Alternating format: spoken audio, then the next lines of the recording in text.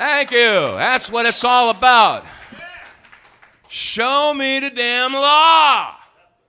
This is not a request. It's not a question. It is a demand. It's a legitimate demand. And if they're going to prosecute us or attack us or incarcerate us, well, we have a right to know for what. Now, Ed Brown, how many folks know Ed and Elaine Brown? You know about them, right? Unfortunately, about 6 weeks ago, they were taken into custody because Ed and Elaine decided that they didn't want to comply with this voluntary system. He said, "You are convicting me of failure to file. You're convicting me of breaking a law that doesn't exist." And that's what it comes down to, folks. And if everybody in the whole doggone country that understood this was to stand up at the same time, instead of being fearful, "Oh, I don't want to stand up, I'm going to stick out in the crowd, I'll get in trouble if I do that." Land of the free and the home of the...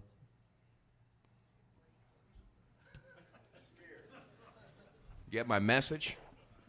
Let's all be the first ones in our neighborhood to stand up. Let's all look for the opportunity to get our name on a list. Let's all look for the opportunity. Remember when we were kids in high school and we went to the junior prom or the junior high school dance and the band was playing and all the boys were on one side and all the girls were on the other side and the band started playing and the boys were on one side and they're trying to look cool, and the girls were over there. "I hope Jimmy asked me to dance." And nobody was dancing because they didn't want to be the first one on the dance floor. Somebody might look at me. Ladies and gentlemen, now is the time for each and every one of you to look for the opportunity to be the first one on the dance floor. Because you know what? Once somebody got onto the dance floor and broke the ice, everybody got on the dance floor and had a good time. Can you imagine what a great time we're going to have when we get the American sheeple off their big, fat, sweaty, pimple-covered butts and start getting involved? Holy cannoli! What a party! So let's bust out the party favors. Now, in order to do that, we have to educate some of these people that have been dumbed down 24/7, 365 by the likes of Sean Hannity, Bill O'Reilly, Marlon Maddox, and Glenn Beck. And one of the integral parts is to circulate this information any way you can on DVD, on VHS, turn on people to radio programs, and get them newspapers to read. What a lost art that's becoming, huh? One of the main newspapers, it's been out there for a long time. How many people remember the Spotlight? Most of you do, okay? Well, it is now the American Free Press. And there are folks out there that have been with them for a long, long time. And the American Free Press, along with several other national newspapers, is just a handful. And I don't see it as competition. You've got the Idaho Observer, you got the Lone Star Iconoclast, we got a bunch of newspapers, America's Voice out of Arkansas.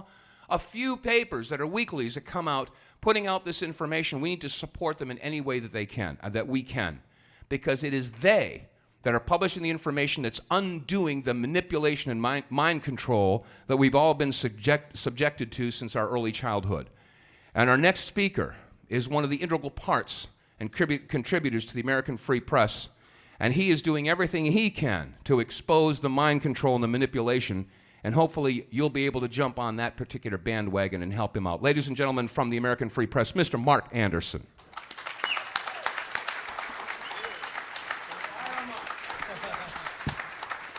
Man, how do you follow that? Live music, this is going to seem anticlimactic maybe. Maybe next time I'll sing and he'll play. That would be great. It just so happens we're both musicians. I'll get to that in a minute. I've met a lot of people in this movement that are musicians. It's kind of strange. But anyway, yeah, I'm Mark Anderson. I've written for the paper since 03, 04, and we're doing a lot to take a second look at issues like 9/11, Real ID Act. And one of the things I try to do in the paper just in general is to report things in such a way where it doesn't seem hopeless. A lot of times you get clobbered over the head by things, and the issues seem insurmountable. It's hard to get a grip on what to do. Oh, this is a terrible problem, you say, but what do we actually do? I try in every way I can, realistically, to write things in articles, and some of the other AFP reporters do the same, most of them, to put out solutions when they're there that seem realistic and doable. And we need that, don't we? We don't want to just wallow in our seemingly intractable problems. But it's great to be speaking at a Freedom Law School event again. I want to thank Payman. Now, I think Payman's has won the Best Friend of the IRS award for the last 4 or 5 years running. He's really doing a good job, and I want to thank him for including me. Now, I have to do, or I ought to do, a little bit of familiarizing with the paper for those of you who don't know what American Free Press is about. These are some recent editions. The paper's available in back among the literature tables. We're doing a special subscription drive. It's normally $59 a year. You can get a subscription for $45 a year, which is a very good deal. Some recent articles, and this isn't really the core of my speech, but just sort of a primer here. This is one I did on the Trans-Texas Corridor, where Oklahoma citizens are teaming up with Texans who are realistically and actively opposing the Trans-Texas Corridor. And that, of course, is the NAFTA superhighway. That's just the Texas portion of it. And that's one very important issue that you can read about in recent editions. And another one is the national ID. And we recently did a national ID facing fight across the U.S. For the national ID, Pennsylvania is the keystone state in the battleground against the national ID, whereas for the Trans-Texas Corridor, Texas and Oklahoma are kind of the main battle states. So as Dave has indicated, we need to unify, and a lot of people in these states are in fact unifying, and we're reporting it. We're letting people know how people are coming together, common Americans, to put some resistance up and get some objective information out about these things. I'll kind of proceed from here. Anyway, our musical host, Dave, I just informed him that for many years I've played drums with various bands. And as I say, I've met a lot of musicians in this movement. But the drummer is usually consigned to the back of the bus. And it don't matter if you're black, white, or Latino or whatever. The drummer is always the minority. That's the funny thing. Guitarists and bass players often joke that drummers are societal misfits who like to hang out with musicians. So I'm going to pick on bass players, not guitar players, but bass players. I'm going to retaliate. How is a small pizza and a bass player alike? Neither of them can feed a family of 4. So that's my little poke there, since drummers always get the short end of the stick. Now, joke though I might, the final blow came when lately more and more drummers I've noticed not only remain at the back of the stage, but they're also placed in exile behind huge plexiglass separators. Maybe some of you have seen that in nightclubs. And they can only be heard, but only dimly seen by the audience. And other musicians very matter-of-factly remark that drummers are placed into these terrariums, quote, to keep the sound of the drums from getting into the vocal mics out front. Sure, yeah, and I suppose Dick Cheney's a warmonger and the Federal Reserve is a private cartel that controls us all. Right, yeah, sure. The real conspiracy is the one against drummers. We all know that. But so now you know why it's such a treat to speak like this. My rarer and rarer public appearances in the musician mode barely even reveal my face, let alone from here on up. So speaking to people who aren't dancing is quite a treat. Anyway, notably, the first time I visited Dallas was in March of '06 when my wife and general manager, Angie, and I ventured to Dealey Plaza. Of course, I was the quintessential tourist. I already had my hat on from visiting the Alamo. And I proceeded to the former Texas School Book Depository to gawk at the JFK exhibits and buy more cheesy gifts, nearly all made in China, to commemorate an American president whose death is, and is intended to be, a never-ending story that goes nowhere. Now, I'm not going to get into the JFK thing itself, but keep that in mind, a never-ending story that goes nowhere. And you begin to understand some of the larger issues and how they're handled by the media. A never-ending story that goes nowhere. A constant, never-ending crisis. Let's take, for example, this headline in the San Antonio Express News. Economic turmoil, it says. Economic turmoil. Now, turmoil is actually defined in Webster's as commotion, tumult, and confusion. So the newspaper could just as easily have written economic confusion for this grabber headline, suggesting that the nation's bad economy is more or less a hodgepodge of random occurrences. Ergo, this means that there are no deep-seated causes and no effects and no meaningful effects at play here, just turmoil. You see, according to the modern media, Humpty Dumpty always falls, but he's never pushed. The economy is always spinning out of control in a never-ending story. Similar headlines have been written countless times over the decades and will continue to be written ad infinitum, forever. We are just spectators who must sit back and hear that yet another company, Chrysler, cut 12,000 jobs, or, and I like this one, and this is in the Express News, that oil zipped past $96 a barrel before retreating. Notice the language there. Really, I didn't know oil could zip, much less retreat, like a defeated ragtag army.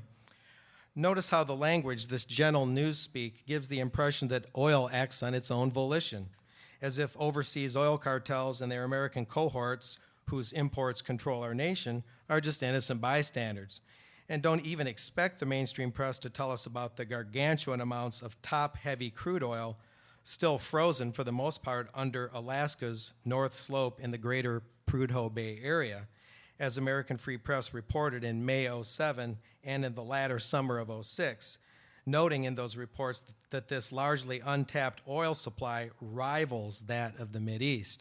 And here's a copy of that. We don't happen to have extra copies of that particular edition here that I'm aware of, but Big Oil Spike's Easy Solution, and we quote a gentleman who spent a lot of time there as a chaplain at the Alaskan oil pipeline, talking about enormous amounts of high-quality crude oil that are largely and purposely left underground so we can remain addicted to Mideastern imported oil. But we can't trifle with actually solving the never-ending energy crisis, can we? To get into the Alaska issue and report that there is at least a partial solution to zipping oil prices does away with those dramatic headlines about a perpetual crisis, headlines that serve to convince the people that nothing can be done, that the oil crisis will never go away. So we're left to only imagine solutions, such as using more domestic crude oil that I just referred to, and some alternatives to an extent, like biodiesel and electric cars, for most of our needs, and slashing foreign oil dependence significantly, getting rid of a major reason that the blood of young Americans stains Middle Eastern deserts. And we're left to only imagine putting droves of unemployed and underemployed Americans back to gainful work. Such employment would also boost those Social Security receipts that the media may even scream are too low as baby boomers age and get ready to draw from the system.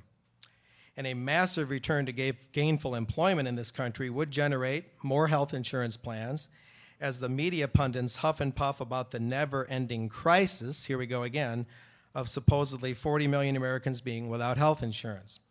The media has been harping about the health insurance and Social Security crises for well over 12 years, probably much longer, but the problems are only worsening, aren't they? Indeed, imagine how many stories are written in daily newspapers and journals every day about the nation's overall political scene. But despite all this spilling of ink onto the news pages, I'm going to ask you for some answers here, a little interaction. Has the American media, the big media watchdog, have they kept the growth of government in check ever? Not at all. Even the smallest municipal governments. I used to be a reporter in small dailies and weeklies up in Michigan and Indiana, and I covered city council, county council meetings. I came out of the mainstream typical press thing, covering ball games, taking miscellaneous photos. Even the smallest municipal governments are growing, very few exceptions, and the state and national governments are in literally perpetual growth. Here's another question. Is a police state under construction via the DHS, the related Real ID Act, and other ominous means? Yes. It certainly is. Is government spending declining? No. There's never been a U.S. budget smaller than the one from the prior year, at least in modern times. And the Iraq War is costing $500 billion, trillion with a T, and climbing. And of course, that's just the monetary cost. What really matters is our men and women having their blood strewn across the deserts for all these nefarious reasons. In no significant area has the existing regular media acted as a true fourth estate to keep any notable aspect of government from growing or spending more, nor are our problems being truly corrected. It just isn't happening. They just seem to be a never-ending story that goes nowhere. So let's consider for a moment those imports of tainted pet food we've heard so much about, hazardous toys, defective fireworks, and other junk from Red China that flood the U.S. marketplace and generate the occasional scolding headline.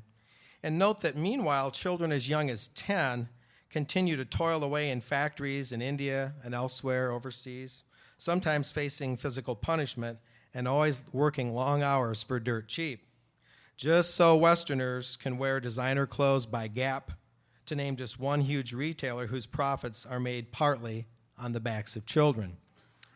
But in the modern big media, the reports on such crucial topics never go full circle. The dominant media are very good at making half a loaf look like a whole loaf.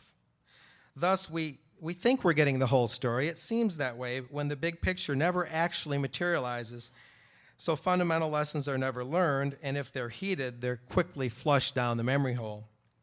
And lasting solutions, therefore, cannot be achieved. But that's a key characteristic of the big media, is it not? Notice that every major problem is reported as being essentially insurmountable and inexplicable, too big to solve and too random and complex to fully understand in the first place. Therefore, the issues of the day that really matter, once they're separated from Britney's booty or Angelina's lips, just pile up like snow in a perpetual blizzard, such is the nature of modern media snow jobs, wherein there are so many sacred cows that cannot be gored that we just get enough news, just enough to sing the blues, but not enough to pull the propaganda curtain and send Oz packing to Siberia.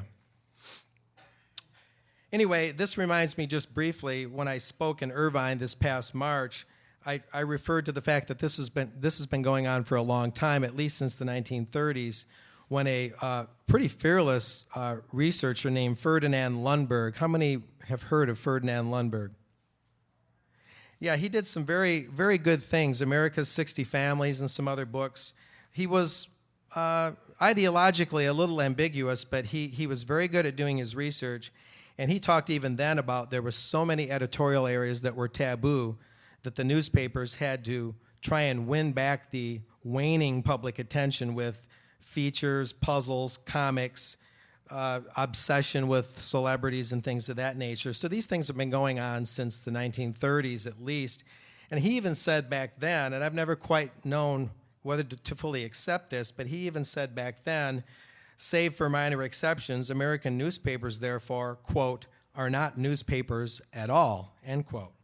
A rather bold blanket statement, but something to think about.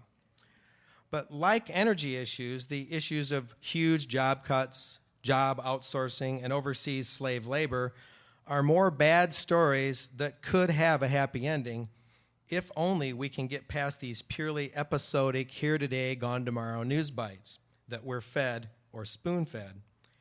Instead, we need to focus on what American Free Press tries to do, and that's conceptual reporting that has a long shelf life and a constitutional conscience, not throwaway reporting with a corporate conscience, and which aims for lasting solutions as much as possible, not a bewildering barrage of information that bounces between, kind of vacillates between counterfeit conservatism and purely emotional pseudo-liberalism, presenting false alternatives over a range of crucial issues while avoiding the prime alternative, avoiding that alternative of putting America and its Constitution first, and while we're at it, gainfully employing Americans instead of enslaving hordes of third world children and young adults.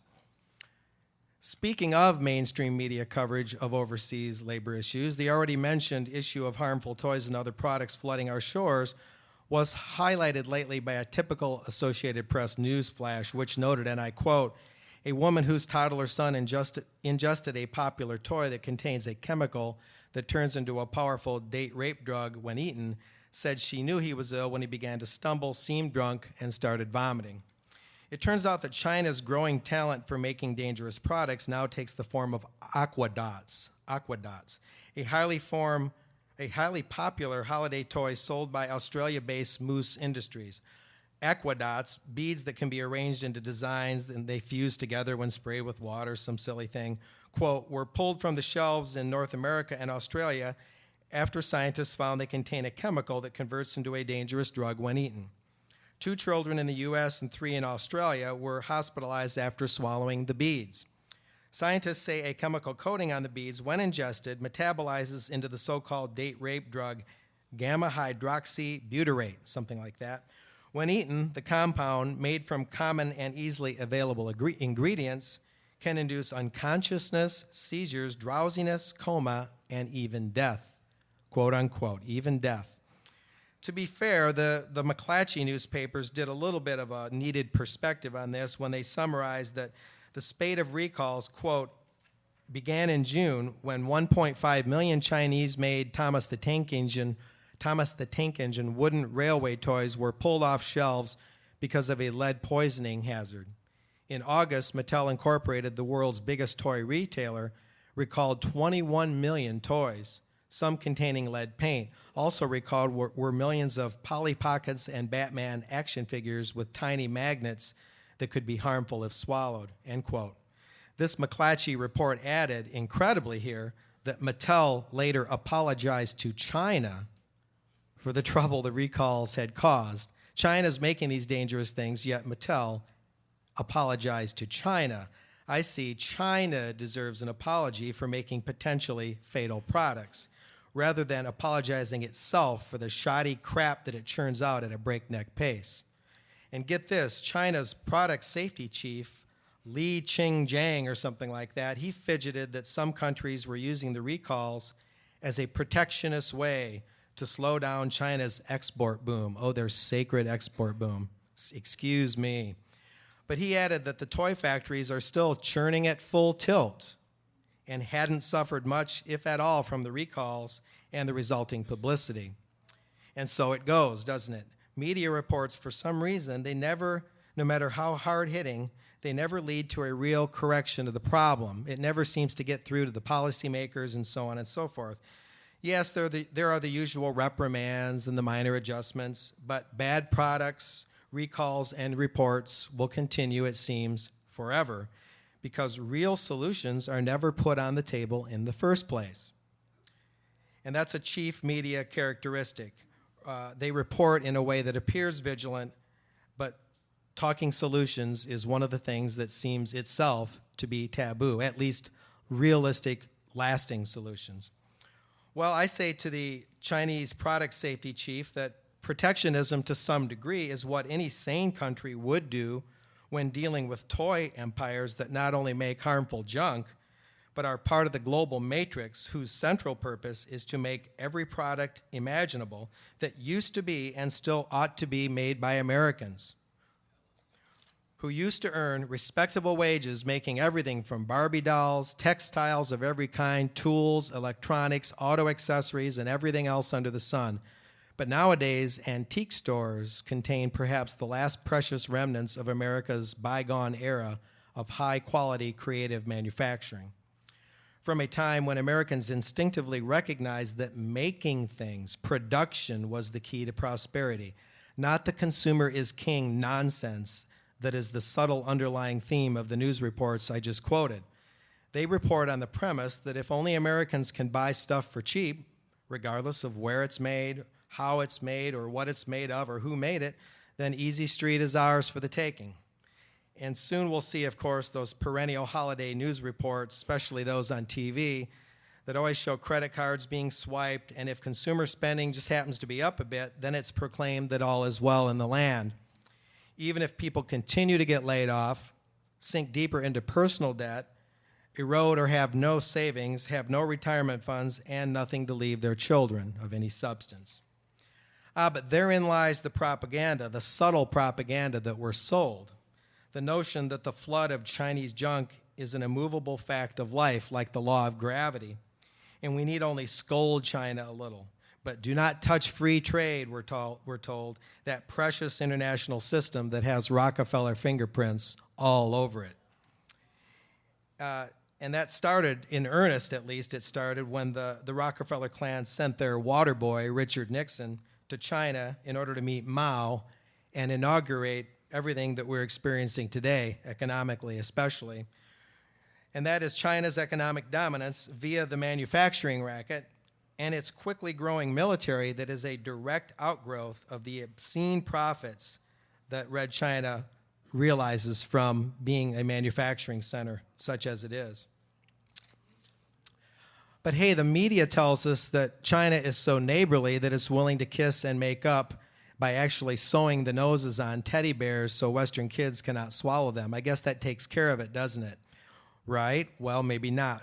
These mainstream news reports I've cited here apparently have trouble connecting the dots, which is too bad, since some good, aggressive journalism looking at the big picture could at least begin to unravel the China problem.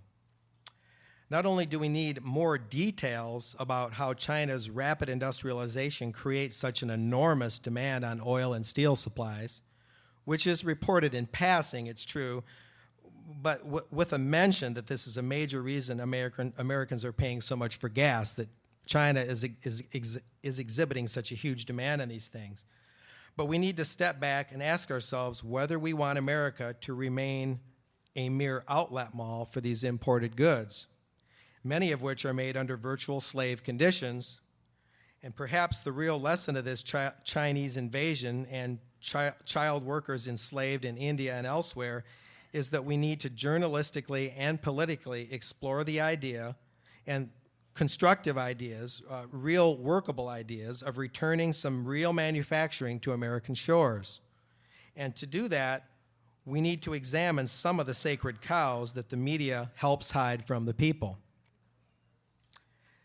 And to go into that point, I'm going to say that there is not on earth, in my opinion, a better analyst of free trade and job losses than a former GM executive named Gus Stelzer. How many of you have heard of Gus Stelzer? Very few. Interesting. I thought that might be the case. He's the only executive that I've interviewed who has essentially a blue-collar mentality. He worked his way up at GM from the bottom. He retired in Washington State some years ago, quite a while ago. He had a stellar career at GM, and he eventually, once he was out of there, of course, he wrote superb books and articles that not only analyzed the job loss problem, but pointed to what sounded like very workable solutions that were at odds with the way the media frames the jobs issue and economics in general. Indeed, he presented insights that are rarely even seen in so-called free market or patriot literature, let alone being hardly mentioned in the mainstream big media. And one of the books that Mr. Stelzer put out was, and I reviewed this some time ago in American Free Press, probably 2-3 years ago, was The Nightmare of Camelot. And I think we might still have some copies available through the newspaper, though they're not here today. You can inquire at the newspaper table in back.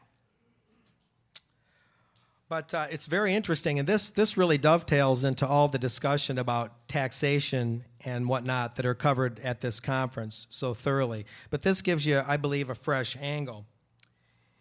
And Stelzer, I guess, could be described as an America First economic nationalist, whose columns, to be sure, have been published now and then in the Seattle Post-Intelligencer and some other regular newspapers just now and then. But his assessment of the nation's economic problems and his proposed cures are just a little too logical and far-sighted and realistic, and therefore they're exactly what the big media tends to strongly and studiously avoid in its general news analysis. The media instead prefers to keep such truths away from the American people, just like the FDA keeps good cancer treatments and cures away from us in the medical realm. Well, Americans in large numbers need to seek news alternatives, just like we seek medical alternatives. We need to seek news alternatives to heal our nation's ills. And Mr. Stelzer, whose books and viewpoints have been quoted off and on for years in American Free Press, he really is a class act. He's about 91 years old now. His key observations include the following, and listen closely here. This is very interesting. The federal income tax, inaugurated in 1913, was essentially a tariff on the domestic economy. making the cost of production much higher for companies and the cost of living much higher for individuals. And the powerful interests who wanted the income tax, mainly in government and banking, looked forward to the day when they could get rid of tariffs on imports coming into the U.S., even though these tariffs were workable, legitimate, and a major source of federal revenue for at least the first 125 years of our nation. Now, keep listening very closely here. He notes that today we have a domestic economy taxed and regulated nearly to the breaking point, with countless costs imposed on U.S. manufacturers, on those U.S. manufacturers who haven't closed or left the country already. And here's where Mr. Stelzer really hits a home run, I believe. Today, with tariffs being taken off the imports coming into the U.S., but instead levied heavily on American employers and workers alike via the income tax, the resulting costs are passed on to the end consumer of products and services. Observing this, Mr. Stelzer makes two very important points that may surprise you. Taxation, just like printing money, is a source of inflation because the huge costs of taxes and regulations are built into the price of the products and services we purchase. Stelzer even estimated, counting judicial edicts and everything you can think of, that in a given American product, 80% of the price of that American product represents all these costs, all these taxes and regulations. And that's one thing. And two, Stelzer adds that given all this hyper-regulation and mega-taxation within the U.S., we do not have a free market economy in this country anymore. And we have not had a free market economy in the U.S. for a very long time. And yet many of us, even some of us in this room, assume we do, but I contend that we do not have what you can genuinely call a free market economy in the U.S. anymore. The income tax, I think, was designed to short-circuit that. Yet business papers like the Wall Street Journal and virtually all the others routinely, institutionally, refer to America as having a free market, even while these journals generally want to maintain the very same federal income tax and regulations that have shackled the economy and made it unfree. But then the big media giants support letting this Chinese junk into our shores and other foreign stuff with no meaningful tariffs attached. I wonder why. Well, the paradox begins to unravel here, as Mr. Stelzer ably points out, when you observe that there's a free market across America's borders coming from the outside in, but not within our borders. What we have within our borders is a tightly controlled sort of corporate socialist hybrid where economic freedom is bound and gagged in the dungeon.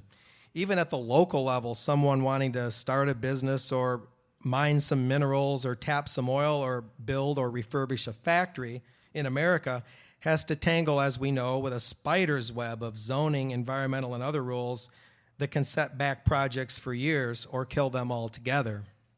I've seen this stuff firsthand as a reporter for dailies and weeklies in Michigan and Indiana, and with American Free Press.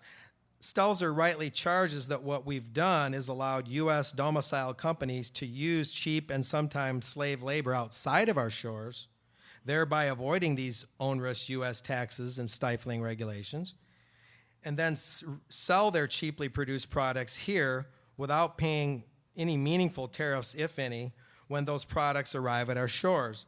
The remedy, which Mr. Stelzer cites, but which the American media avoids like the plague, is that the U.S., perish the thought, should reinstate reasonable, sufficient, and in some cases sizable tariffs against imports, especially the ones made by slave or child slave labor, thereby canceling any advantage for American companies to outsource production, exploit the third world, and put Americans out of work. Now, I'm aware that some will reply to what I'm saying with the tiresome cliche that tariffs make products cost more and hurt the poor. Really? Well, guess what? Our domestic tariffs in the form of the income tax and all the other taxes we pay also make products cost more and hurt the poor. especially when you consider that the income tax is paid both by the companies and their employees as individuals. The income tax mitigates against personal savings. The income tax reduces spending money and thus hurts the retail sector. It inhibits company growth and thus kills or slows job creation. It reduces employees' take-home pay and therefore sets the stage for personal borrowing and personal debt. But it fuels big government and public debt. So the income tax goes well beyond hurting the poor. It keeps the poverty cycle intact in the first place, so the poor can never break free. Now, the whole school of thought that I'm summarizing here, and that is that we need a self-sufficient national economy that's not overly reliant on imports and produces most of what it needs. That school of thought, that entire way of thinking, is essentially banished from the big media's news pages and broadcasts. These are the big picture things that you'll never hear, because if they talk about these big picture things, the solutions to our problems become much clearer, and we can't have solutions if we want to tell never-ending stories that go nowhere. So I'm pretty sure that Freedom Law School would agree that domestic tariffs, like the illegitimate income tax, it is that kind of thing that should be banished in order to make living and doing business in America a fruitful enterprise once again. Now, the next view is largely my own. We need to control what comes into this country, just like we need to control who comes into this country. If a person entered the nation and poisoned American children, they'd go to jail, wouldn't they? But if a Chinese toy comes in and is at least a factor in a child being poisoned, we shrug it off, not all of us, but many of us, we shrug it off and say, well, the market rules. The consumer is king, and being able to buy junk from China helps the poor in America. Right. If an American company made a poisonous or otherwise dangerous toy, it would be severely penalized and possibly shut down overnight. Not so in China and other locales that have been given an arbitrary manufacturing zoning status assigned by the Bilderberg Group and other global planners who have designated America as a retail and hotel outlet. No wonder every American town looks essentially the same, littered with Walmarts and every other big seller of all things foreign and not enough American. That's what a purely service economy looks like, and that's what we have. Therefore, sufficient protection with tariffs goes hand in hand with securing our national borders and bringing our troops home to defend our realm and our realm only. All of these things are ingredients, components of national sovereignty, aren't they? Real prosperity, real freedom, and genuine security without a police state can be ours if we look beyond the regular media and see the big picture. Now, the central theme of what I've said so far is that entire schools of thought, in this case on trade and the economy, are censored by the big media. But I'm going to switch gears a little bit. Speaking on media issues would not be complete without mentioning the Ron Paul campaign. But I bring this up for a reason you might not expect. What I believe is this: the campaign shows, Ron Paul's campaign shows what happens when people hear unfiltered logic. Some for the first time. Let me clarify. By running on the Republican ticket and therefore getting a platform he otherwise would not have, Ron Paul is something like a freelance news commentator, isn't he? After all, he's one of the few congressmen who actually writes a column. And American Free Press, I'm glad to say, runs his column from time to time, though a little less often since he started running for president. So he already is an established commentator. But something's vastly different now for the better. Having set an all-time one-day primary fundraising record of $4.2 to $4.3 million on November 5th, Ron Paul has become a big-money candidate who's been on Jay Leno and other high-profile media outlets. Thus, we now have a constitutional commentator in our midst who's allowed to say what regular news commentators are not allowed to say. And he's saying it to millions of people. Think about that. Therefore, the Paul campaign, which is uniting a growing mass of people under the value of liberty under our Constitution, the campaign is a perfect example of what happens when large numbers of people finally get to hear information that's normally restricted, covering key issues like the Iraq War and foreign policy in general. But the real kicker here is that these millions of people, for the first time, are hearing heretical things. There's people sitting in their living rooms and in sports bars and all over the country for the first time in their lives that are hearing things like abolish the Federal Reserve, abolish the income tax, thanks to Ron Paul, our national commentator. Stop interventionism. There's millions that have never heard these things before. Next thing you know, he's on Leno saying these things. And we can conclude quite safely here that the American people would react in a similar manner to a steady diet of unfiltered news if and when enough of them are allowed to hear it and read it. Imagine, for example,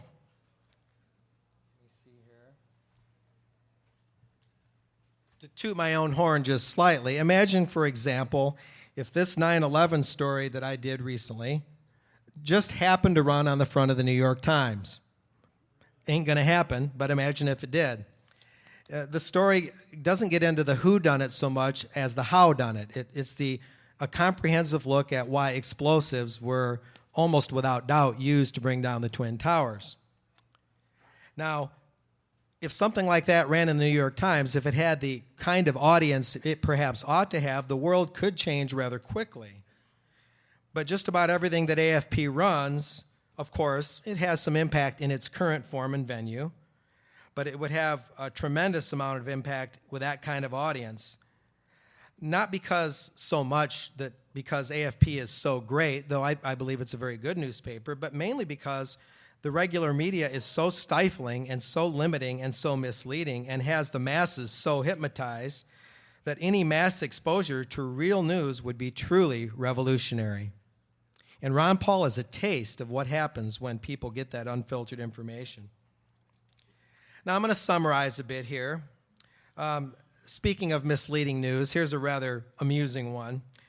I thought I was hallucinating one morning when I happened to get online, and I stumbled across a Yahoo Newswire, and then later at a doctor's office, I saw a CNN TV blurb, and both of them noted that former military pilots and other experts, government experts, all this stuff, huddled at a recent powwow. They got together. This was serious business. Former pilots, military people, government people. Anybody know what they went together to discuss? No, UFOs.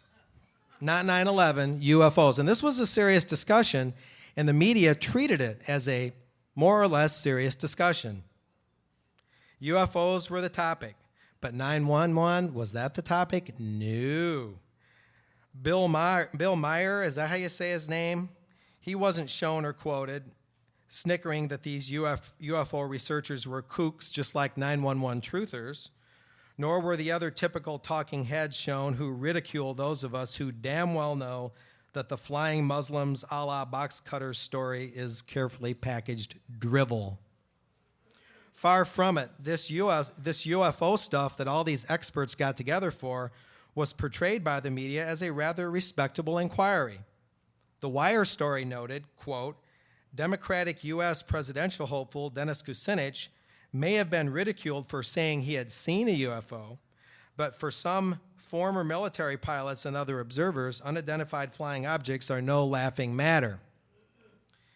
An internal panel, it goes on to say, of 24 former pilots and government officials called on the U.S. government. Get this. I'm glad you're sitting down.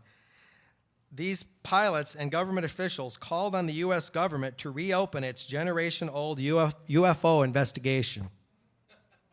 Let's not reinvestigate 9/11. Let's reinvestigate UFOs. Yeah. And this is to be done, mind you. We're to reinvestigate UFOs as a matter of, quote, safety and security, given the continuing reports about flying discs, glowing spheres, and other strange sightings. Oh, yeah, I'm so worried. Oh, no. And if that ain't bad enough, try this on for size. It gets better. This is another quote from these dedicated researchers into UFOs. Quote, especially after the attacks of 9/11, they say, it is no longer satisfactory to ignore radar returns which cannot be associated with performance of existing aircraft and helicopters.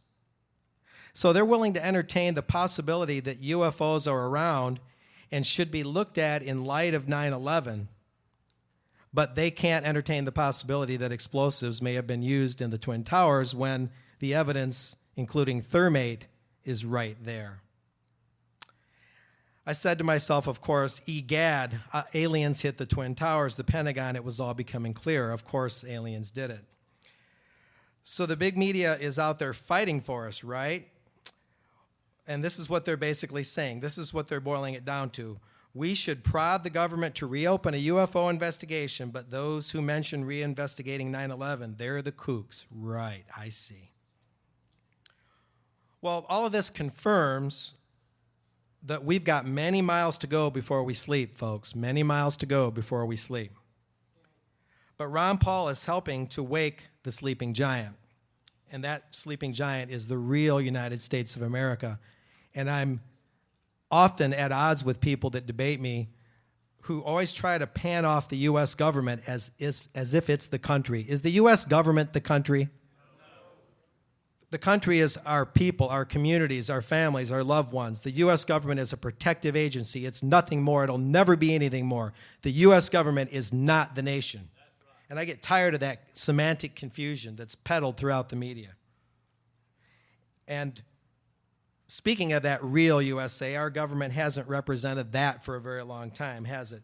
But our main job is not to let this sleeping giant, which is finally starting to wake up, our main job is to not let that sleeping giant go back to sleep.